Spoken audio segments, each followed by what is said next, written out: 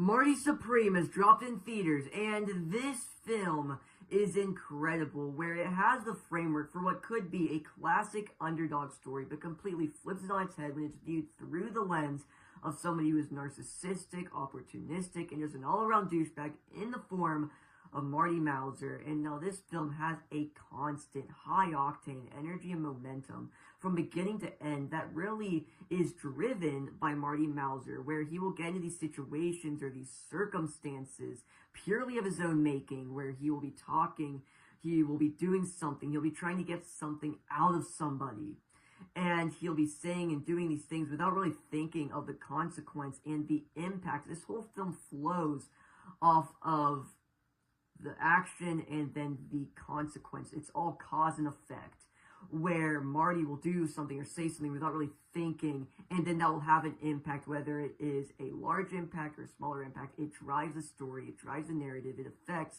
the people around him, and the film really does take the time to show how it greatly affects the people around him, and the impact of his actions, whether it is immediate or it's more down the road, whichever one it is, you still do feel that impact, because everything Marty does under the guise of trying to achieve success has that effect. And he never really has that come to Jesus moment until like the very end of what he's doing. He never really slows down to really think for a second, because it's all under the guise of success, that he has this talent. He feels like he has this obligation to see something through, to see his own success flourish and get the fame for that, to be held as one of the greats on the world stage. And even you go to the ending scene, where I really think that's the culmination of the entire film, of what Josh Safdie was trying to do with Marty's character. I think the ending scene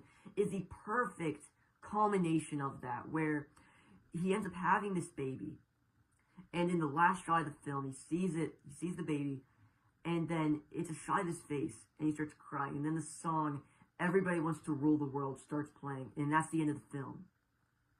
That's so brilliant for a variety of reasons. Because I really just think that's the culmination of his whole character, everything he has done up to that point, the biggest impact, the largest consequence of everything he has done, again, because he says something or he does something without thinking. He does stuff, right, to achieve something or to get somewhere, or to win somebody over. And where does that end up leading? He's not thinking of that in that moment, but now that the impact is here, the biggest impact of all, and it hits him like a truck, that his actions have consequences. When you'd expect, after this entire film of cause and effect, his actions having these huge consequences on him and the people around him, he finally feels the impact. The largest impact of a child. And then even just the first line of the song, Welcome to This Life. Welcome, Marty Mauser, to this new life, this new situation, these circumstances that you yourself trapped yourself in. All of this is your fault, because he's doing all these things. He is saying all these things to achieve something, but it has a consequence. But he sees it all as worth it to achieve that greatness. And now at the very end of the film, where he has that child, he is in a completely different life, a completely different circumstance that he cannot just run away from. He can't just use somebody else to get out of it or to weave himself in and out of the situation. No, he's stuck with this, and he has that realization, and that's why he's crying. He's not crying because the beauty of him having a child. He is crying because the life he longed for is gone. And a whole film of everything that's happened is hitting him like a truck, and it's so effective, and you see all his facial expressions, and it is such a beautiful scene. And then just the song in general, what it is about. Everybody wants to rule the world. Marty Mauser wants to rule the world. He wants to rule the world of ping pong. He wants to be one of the greats. He wants to win in that field because he knows he's great, and he feels like he has that moral obligation to have that greatness unfold in front of everybody and have it all pay off. And even what the song's about, yes, everyone wants to rule the world, but what are you willing to do to rule the world? turn back on other people, turn your back on other people, or use people. That's what Marty does the entire film. He is using people to achieve something or to get something. And um, right, you have just beyond that, this film is brilliant. Cinematography, camera work, it is tremendous. It is enthralling. This film just looks great. Okay. Supporting cast is tremendous. Again, as you do show how the people that Marty surrounds himself with, what Marty does affects them, and it does such a great job of building out who they are and the role that they play in Marty's life, or getting him something, or how he uses them, and how their dynamics individually with Marty is. And it's tremendous. You have Kevin O'Leary's character, which I think is really well done in his sort of role, where Marty sort of is trying to sees him as an opportunity. He sees everybody around him as an opportunity to get something big or small, or to go somewhere to get something. And I feel like Kevin O'Leary's character is really the culmination of that, where they do have this really interesting back and forth, where their dynamic is sort of different from anybody else in the film. It's on a much different wavelength than, say, with somebody like Rachel or Kevin O'Leary's character, that his wife. Right? Marty and her have a relationship, and you see how that takes course over the film, and it's brilliantly done. And just, oh my gosh, this film is truly incredible. But before we do anything else, we're going to go to out of theater reactions. Okay, so we just spoke out of Marty Supreme. What did you think of Marty Supreme? Okay, as somebody who has known about this movie coming since like 2022, holy fucking shit. It was so good. Low-key, Safdie, one of my favorite directors these days. So, it was awesome. And Timothy, my goat, as always. And, I would baby trap him too. Yeah, I really liked it. I liked the ending. I liked the ending a lot. Yeah. Yeah, it was really great. And so, what would you give it 5 out of 5? 5 out of 5. Top 3 for the year. Oh, 100%. But enough of my yapping. We are going to move into the next segment where I discuss the film further, more in depth with Travis. I will link his letterboxd down below, but let's move over to that. Okay, so in this part of the Marty Supreme review, I am joined by a special guest, Travis. He has seen Marty Supreme, and I'm going to have him introduce himself, and then we'll get into discussion of the film. So, it's glad to have you. Hello, yeah, it's good to be here. Yeah, I'm Travis. I'm an aspiring actor. I love film, and yeah, I saw Marty Supreme Christmas Eve, a couple days before Zach. I've been really. Oh, that like the last part cut out there. Yeah, I saw Marty Supreme a couple days before Zach on Christmas Eve, and I've been really looking forward to this discussion ever since. Okay, yeah, so Marty Supreme, would you say movie of the year? That's kind of what everybody's been saying. Yeah, I'd say it's definitely up there. I don't know where it ranks for you, but when I first got out of the movies, I put it at number 3 of the year, and ever since as I've thought about it more since, it's raised to number 2, just behind Sinners for me. I put mine at number 4. 4? Yeah. So, I mean, I wouldn't go as far as to say best as like my personal favorite of the year, but I still think it was an absolutely incredible film. Yeah, for sure. I agree. And I think we can now say which one of the Safdie brothers had the sauce. Cause have you seen For sure, Ben yeah. Safdie's movie, The Smashing Machine? Not yet, but like everything I've seen of it, it just doesn't have this like Safdie blood in it. Like Oh yeah, no, it's like it could have been really good too, but like it like stretched itself way too thin. So it was trying to like cover like all the different like aspects of his life, and like it stretched itself Oh so yeah, I thin, see. like trying to cover all of them, that it just like was felt Yeah, so I see. surface level. Didn't really feel like anything at all. But that Yeah, was just Ben I do Safdie's still want to movie. watch it though. I mean, Yeah. I'd say it's worth a watch to see what you think, and then yeah. So Josh Safdie's movie though blew it out of the Yeah, water, way better. for sure. And I thought such an interesting aspect of the film is that I feel like so much of the framework built it as what could have been a classic underdog story with somebody trying to succeed, trying to be the best, but it put that classic underdog story sort of idea in like inside of the lens of somebody who's incredibly narcissistic, opportunistic, and just an all-around douchebag, so that it plays very differently within the framework of a classic underdog story. Yeah, yeah. I think if you don't mind me adding to that, Mm. I think it was really impressive and interesting to make Marty Mauser such a, as you said, douchebag. Like, but you're also kind of rooting for him. At least I was. I Oh felt yeah, like that the level of like obsession he had over his dream is something actually admirable despite the means to get there.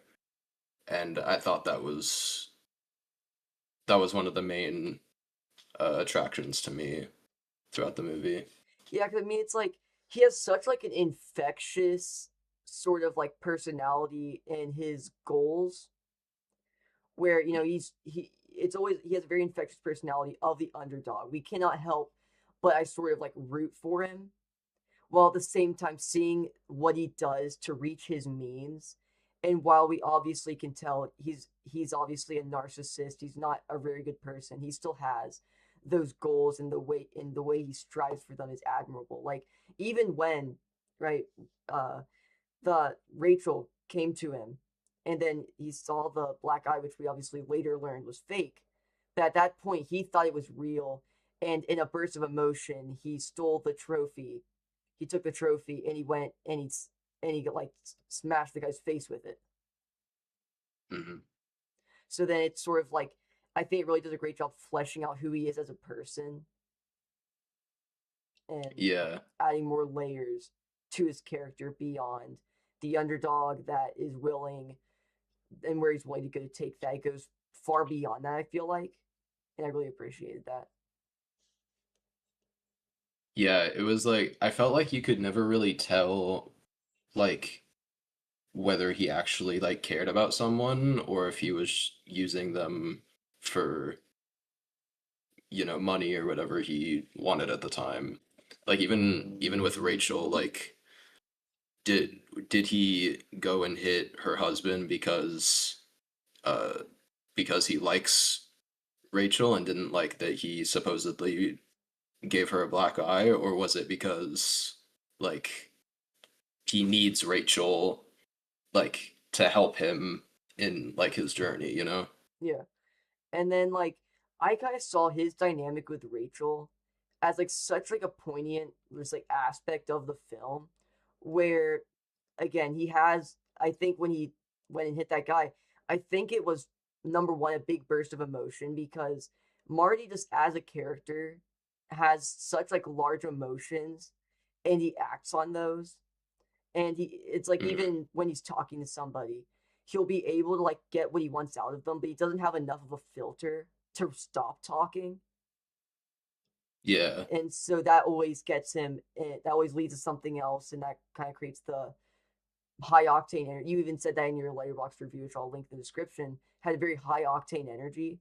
And I think his sort of Yeah. decision making and the way he treats situations in the way that has consequences that he doesn't really think of in the moment, but you end up feeling the impact of, is very well done. Yeah, and I think that you touched on like uh one of his two main character flaws, at least that I noticed.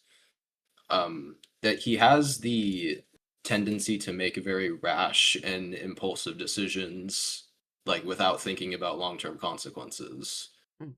Um, and that's something he struggles with for the entire runtime, pretty much. And as early as the first scene where he hooks up with Rachel, that ends up becoming something that the entire movie is Yeah, I something mean, it he thinks affects about his and life. struggles with. We even see like Yeah. kind of like the culmination of all of his decisions. I think really the culmination of what Josh Safdie was trying to convey with Marty as a character, all culminated Mhm. in that last scene because right, we see him every interaction he has, everything he does, it has an effect, even if he doesn't think of it in that moment. It ends up affecting him in some way. We saw that in the very beginning. We saw that coming back into play in the last frame of the film, creating a sort of arc for his character for what I think Josh Safdie Yeah. was trying to convey. Yeah, and I find that final scene kind of. Do you mind if I give like my interpretation of the Oh yeah, go ahead. ending?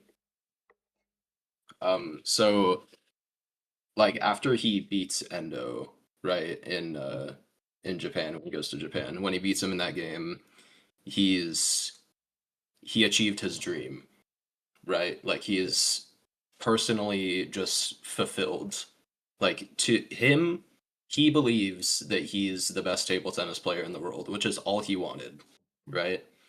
And then all of that pride and achievement and accomplishment is immediately erased by his child, right? And I feel like that's why he's crying in the end, because he finally realizes like the scope of like priorities, right? Like he was so focused on table tennis that he didn't even realize how important this child could possibly be in his life. And so I find the ending kind of like a beautiful tragedy in that way. Oh yeah, because like especially like when he's again he's in Japan, right? He's playing on the world stage in front of people. People are cheering, and it's a whole like just kind of momentum there in that one scene.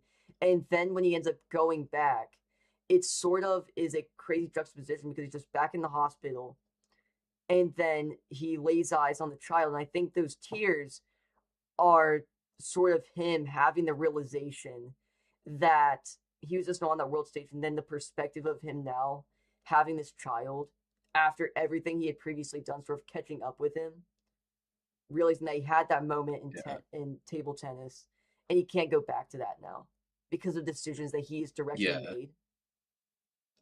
exactly.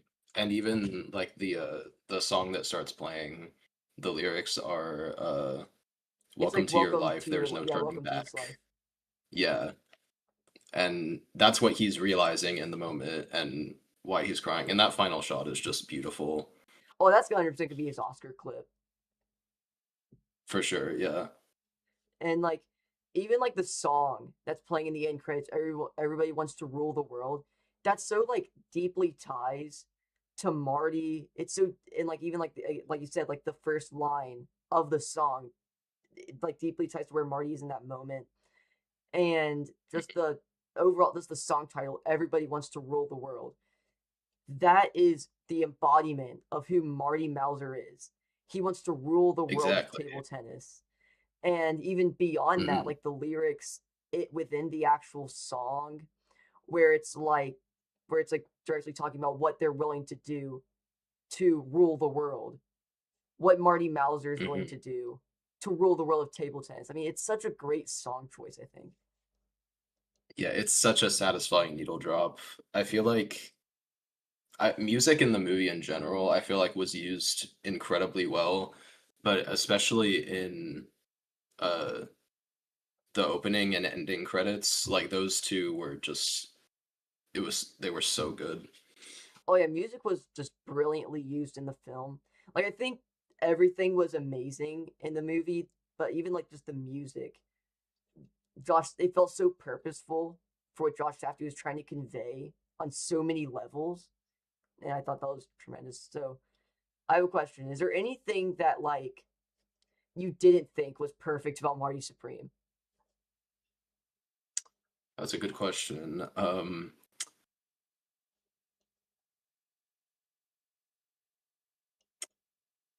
One thing that I was like missing a little bit was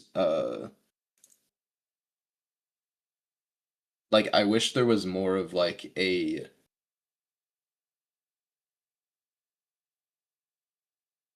one final Marty Supreme moment. Like in that final game with Endo Mm. where he like because I remember watching like a real life clip of Marty Reisman playing in like a championship, and he would do these rallies with like spins and stuff, and I Yeah. just like I was watching that like this is Marty Supreme, and I just wanted to see like some culmination like big Marty Supreme moment if that makes sense. Oh, yeah, I kind of see what you mean.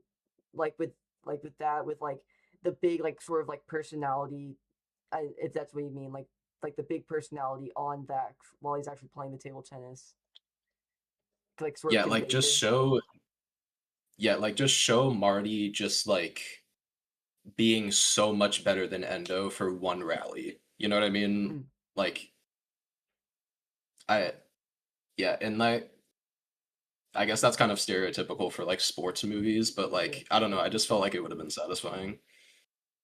yeah, because like I do see what you mean, but like at the same time, I kind of see it as right. This he wasn't gonna make it to the championship, and I feel like he knew that at that point. So he was just like, okay, this is the last thing I'm gonna do. I'm gonna prove I'm better. So then, right, they do the fake match, and then he's like, let's do a real one, and then they do the real one, and then that's when again he goes Mhm. back to the baby. So I think that's sort of last stand. So I do see what you mean. Just wanting like a bigger like triumph there with the Marty Supreme, Yeah. with like Marty Supreme moment, the Marty Mauser character. Yeah, I mean this is like just so you understand, this is a very, very, very minor nitpick. I don't Yeah, view this as like a problem with the movie at all. And I still felt like that final match was very, very intense. And I feel like all the anxiety that Marty felt. But uh yeah, it was just something that I thought of. yeah, and it's like that final match. Like I love in movies like this where they're able to have sort of like a big culmination moment, like a big like the final game here, or like sort of like in Challengers where uh, they had the Challengers match between Art and Josh O'Connor's character's name. Forgot his name, but obviously the final match starts at the very beginning of the film, and there's no context behind it, and then it slowly builds that up. So then when it actually finishes, it has a way larger impact. It's kind of like here you have all the build up. It all culminates in that one moment, and then you sort of have that release after it's over because everything was leading up to Yeah. that. But even I think was so great about this one, while all of that in the table tennis world was leading up to that, everything in Marty's life was leading up to something very different, and it was that baby. Whether Hmm. Marty realized it at that point or not. Yeah. Um And even the character, damn, what was his name? The guy that Marty played against in Japan. Endo. Endo, yeah. So I think Endo is like the perfect juxtaposition of everything Marty like Endo is everything that Marty thinks he is. Like Endo has the skill, he has the talent, but he doesn't have like the big like sort of like personality where his emotions completely drive his actions. Where Endo's a lot quieter, he's a lot calmer. Marty's much more reactionary. You can kind of feel in their interactions. So while Endo, I feel Yeah. like has isn't in it very much, he has such a large impact in just their dynamic. Where Hmm. Marty hates Endo, and it's solely because he is the antithesis of everything. He has the skill, has the talent, but he doesn't have the same sort of energy that Marty has. And I think he's sort of annoyed by that. That Yeah. he's able to have the same success. He just doesn't have to do the same things that Marty has to. Yeah, I mean, I wouldn't say that Marty isn't extremely talented. Like I feel like he is Oh yeah, he's arguably incredible. as yeah, he's arguably as good as Endo, just not in the same ways. Like you can see in his games throughout the movie, he plays table tennis just different than everybody else.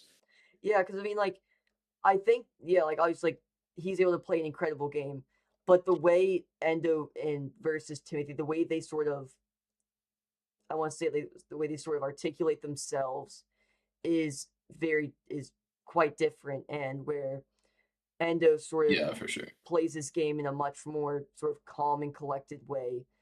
Marty has, again, these big bursts of emotions, and I think he wishes that he could reach sort of the level that Endo is at, where he's able to have all the success and be this great player without having to do everything that Marty has to do. And Marty sort of again feels the antithesis as, of that, where he has to do all these things, where he feels like he has to, and to earn that success.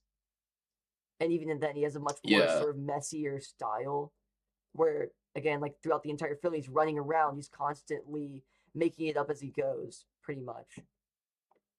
At least I felt that way. Yeah. And I feel like yeah, and I feel like it's clear by the end that he doesn't want to be the guy that everyone views him as. Like he doesn't want to be uh the guy stealing money, manipulating people for money. He just does it because he feels it's what he has to do. Like as he says to Rachel, I think like two-thirds through the movie or something, I have a purpose, and if you think that's some sort of blessing, it's not. I have an obligation to see this thing through, and with that obligation comes sacrifice, right? And like he's kind of sacrificing his image for what he believes to be the greater good of becoming a champion table tennis player. Yeah, it's even like you said, like he feels like he has to see this through. He feels like he has no choice but to do these things because he feels like he has this skill and he feels the need to do something with that. And whatever means he has to, Exactly. again, to see that through, he will do that because he Hmm. feels like that's what he must do to use his skill and to win. Yeah. Yeah. It's For like, yeah. Sorry.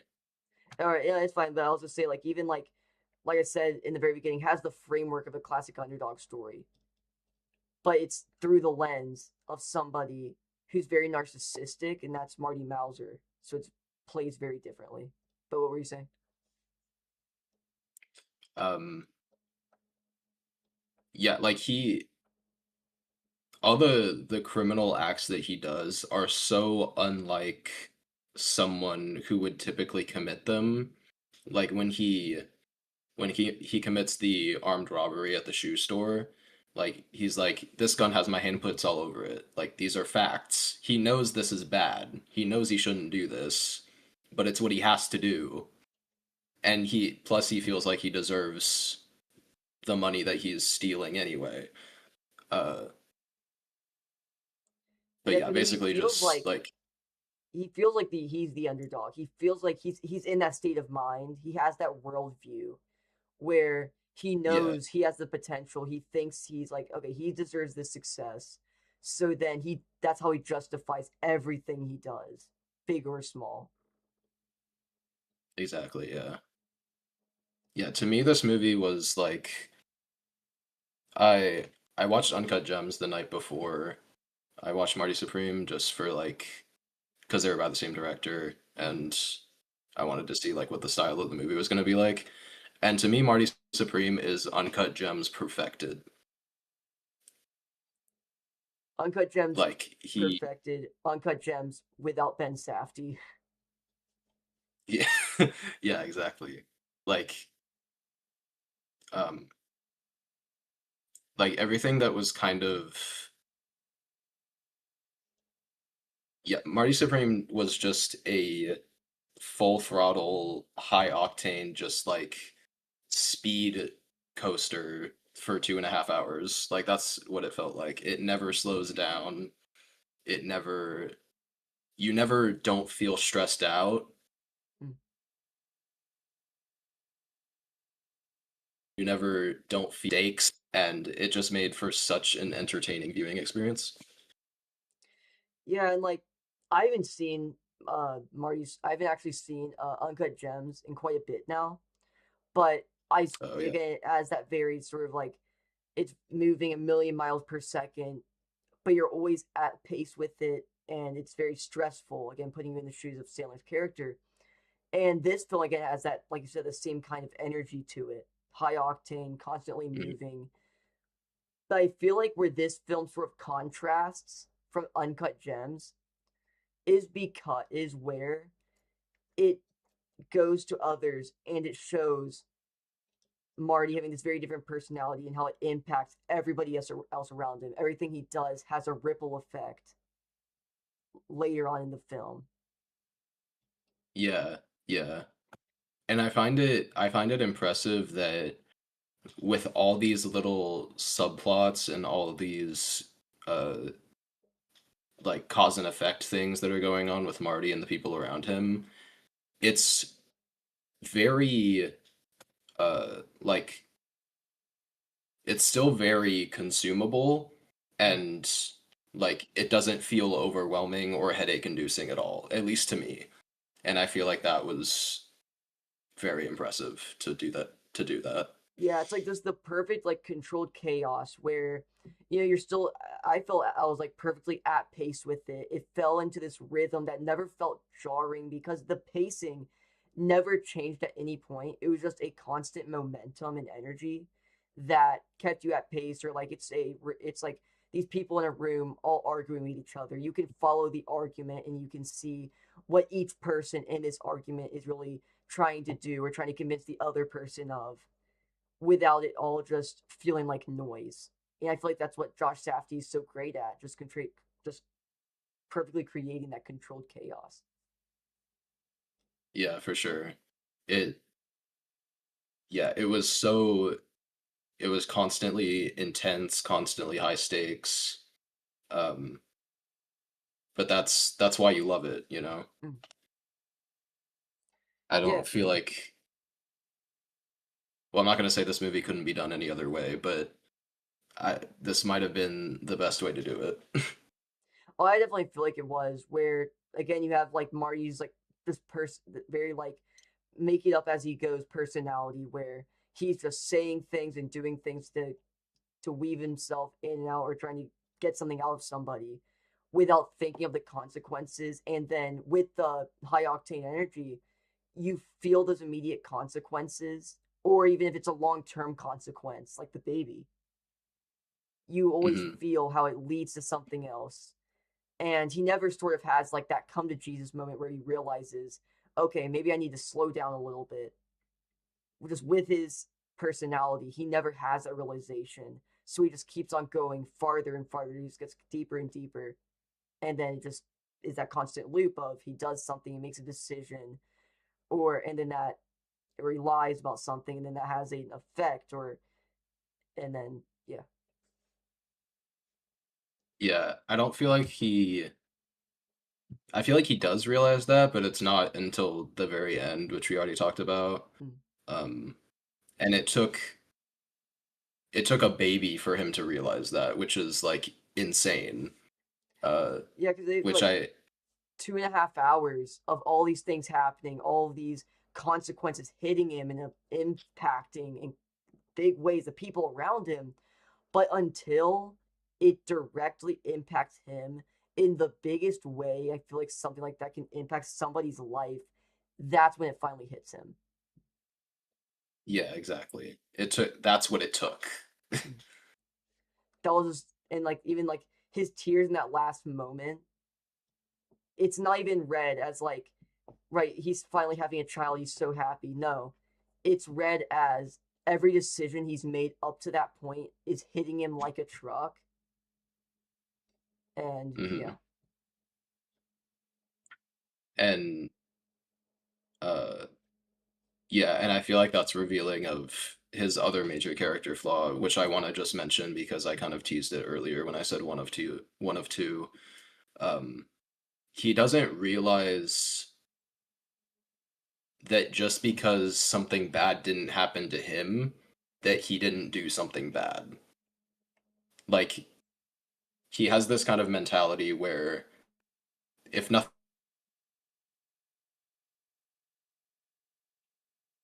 bad, like he doesn't realize uh like action and consequence like in that way. He thinks in very like short term like time spaces, if that makes sense. Oh yeah, like At he's least that's just saying what I something got. to weave himself out of the situation or to do something to get a short-term goal accomplished without thinking of the Yeah, consequences that it could have down the road.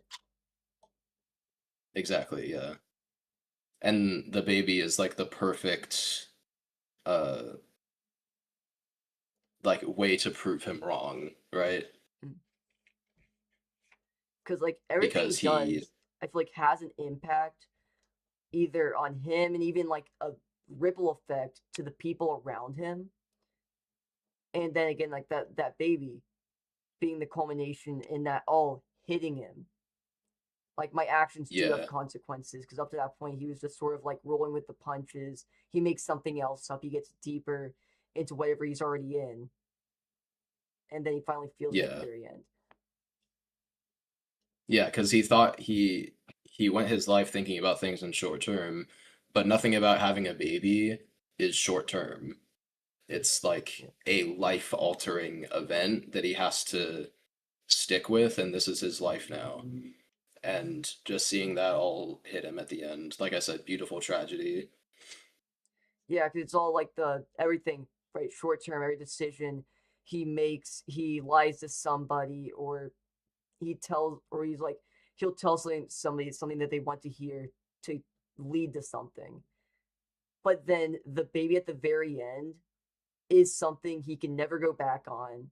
It's something that's going to tie him down. It's a long term consequence of his previous decisions, and him realizing the biggest consequence now is the one that finally teaches him that lesson of actions have consequences.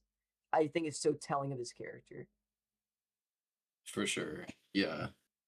Um, and it also gives him, I think I talked about this earlier, but it gives him that perspective of what he was what he cared about versus what he has to care about now. Like table tennis was everything to him, but the baby has to be everything to him now. Mm. And I feel like when he realizes that, it's like devastating to him because he doesn't have a say in that. Yeah, because I mean, he was in Japan playing the table tennis, and that's where he sort of felt. Because I feel like in any other movie, that's where it would have ended. It would have ended at that tournament because that's really where everything that he was really trying to accomplish had culminated in. And I feel like in any other like Yeah, sports movie, underdog sports movie, that's where it would have ended with the person winning the game or having that big culmination moment. But then the consequences of his actions really hitting him just after that. It's great. Very well done. yeah, because the movie doesn't tell you whether it was worth it or not, which I think is was another purposeful, careful decision from Josh Safdie, where it doesn't tell you if Marty's good or bad. It doesn't tell you whether he's right or wrong, whether the journey was worth it or not. Like that's all for you to sit with, and it makes it exponentially more difficult to decide and sit with that final scene in mind. And yeah, it was brilliant.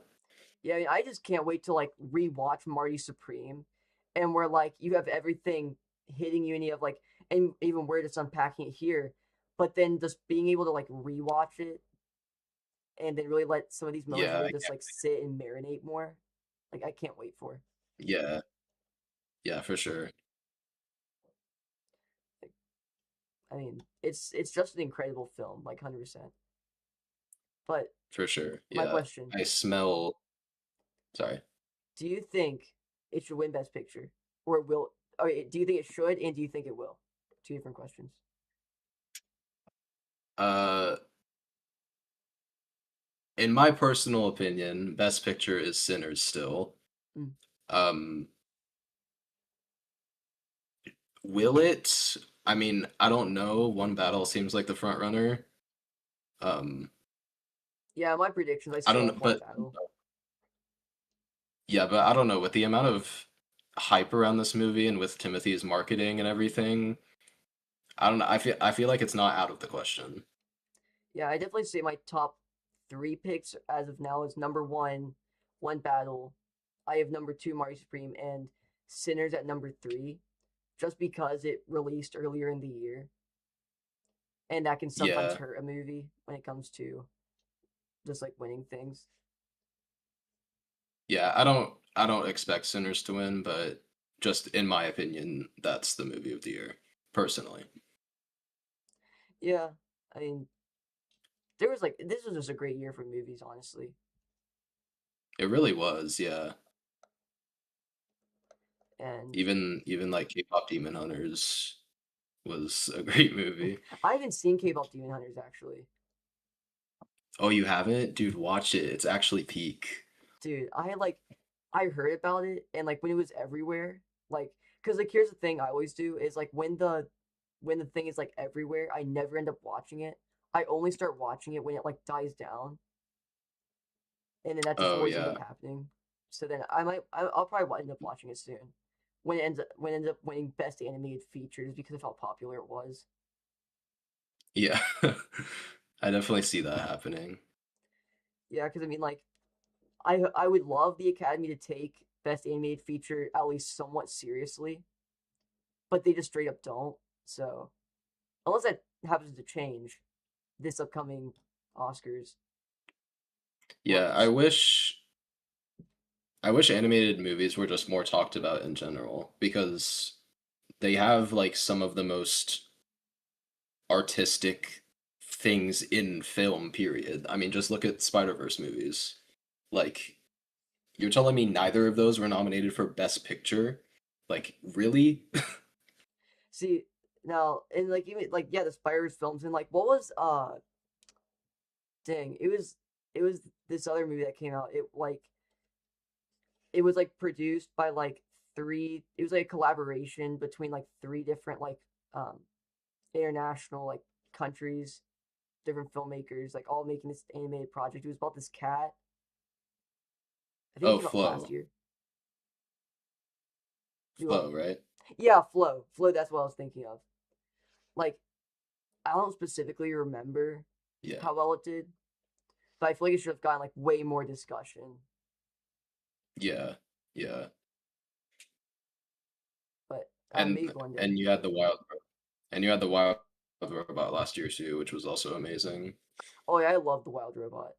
Didn't it win Best Animated Feature Yeah. last year or No, this year? Flow did, and I was pissed. Okay.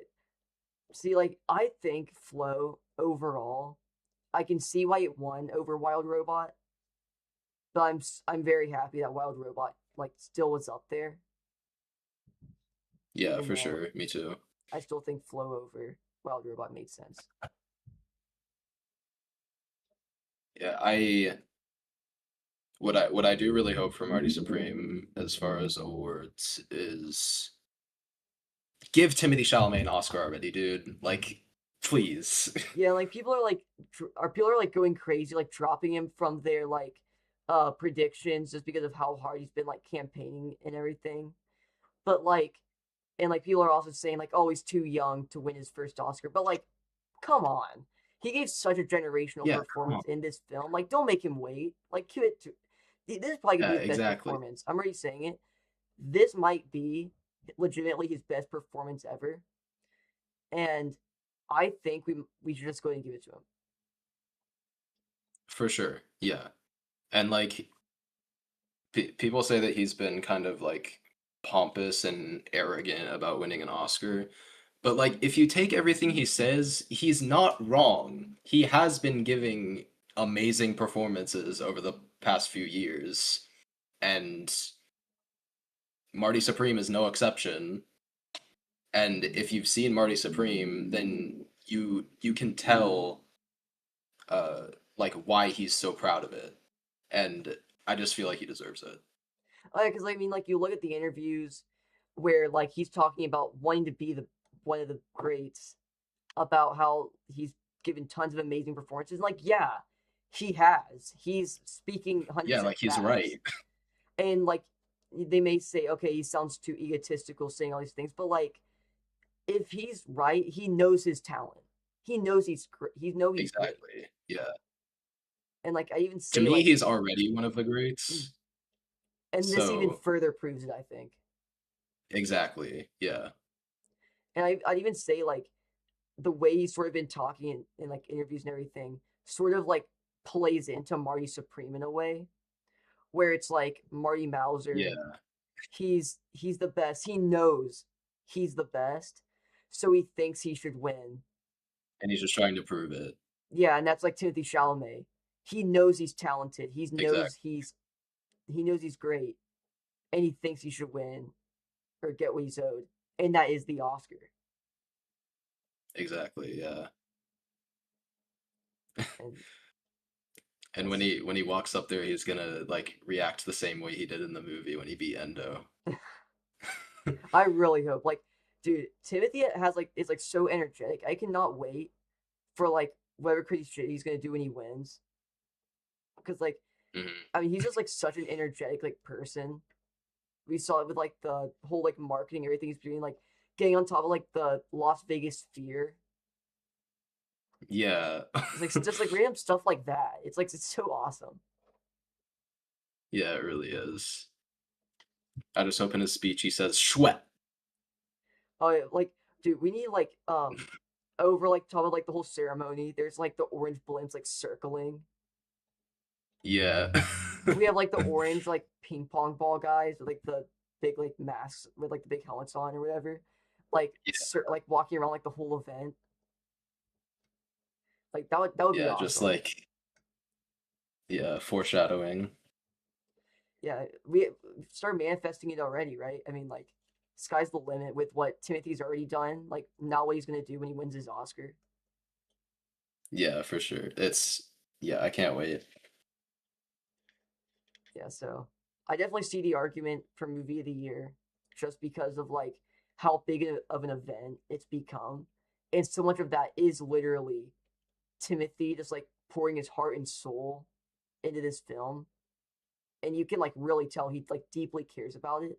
Because like I mean, sometimes you can Yeah. tell like an actor or something like couldn't care less or like just doesn't really care that much about whatever movie they're in. But like Timothy doing all these things, it really just shows true care. Where like nobody's done it like he's doing it right now.